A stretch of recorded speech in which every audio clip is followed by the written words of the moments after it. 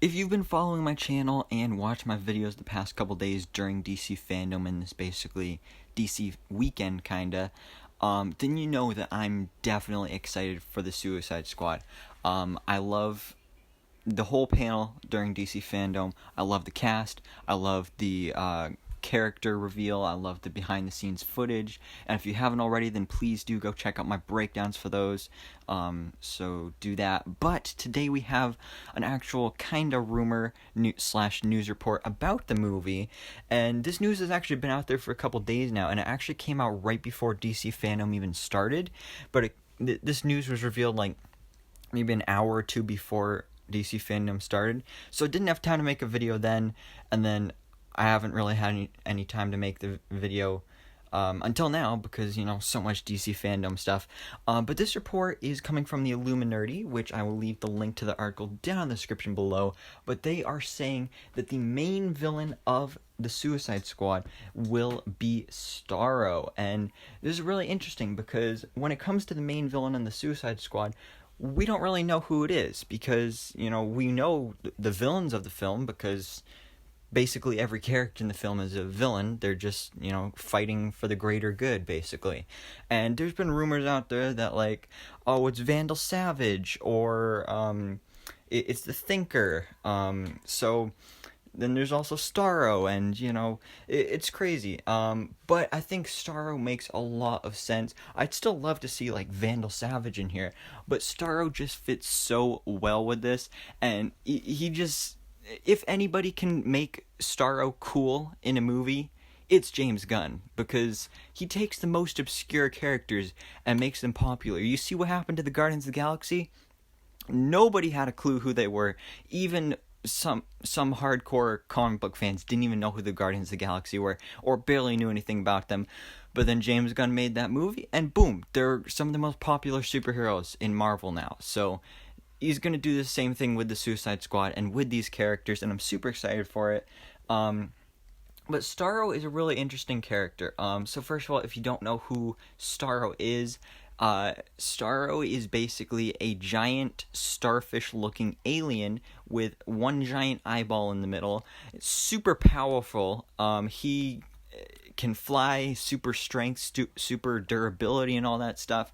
And then also he has the ability to produce these little, like, mini Starros, kind of like they're basically like miniature versions of himself, and then he can send those out and put those on people and control them, basically. So you'll see, like, starfish with one giant eyeball in the middle just clinging to people's faces, and then that's how you know that Starro has corrupted them.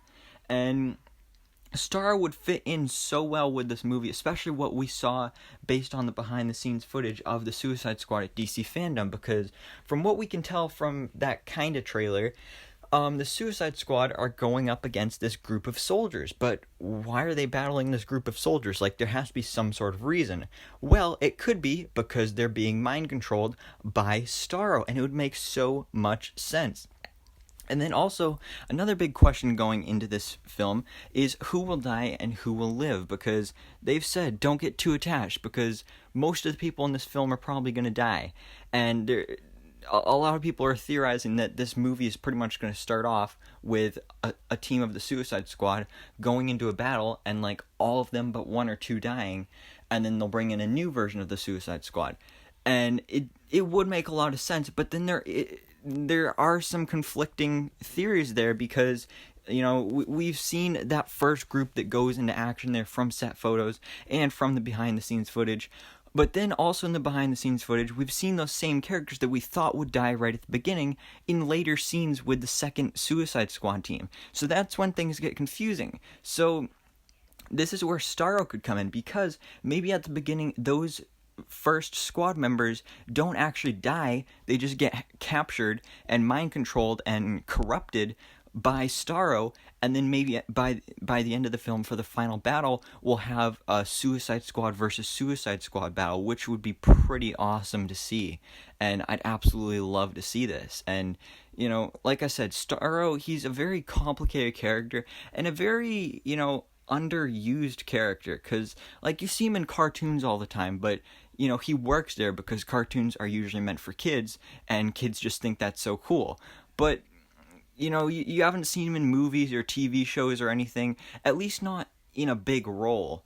And he's really powerful. That may be one of the problems with it, because he looks so ridiculous because it's literally a giant starfish with an eyeball that's so powerful. But he has a lot of potential, and I really want to see this come to fruition. So I think this makes sense.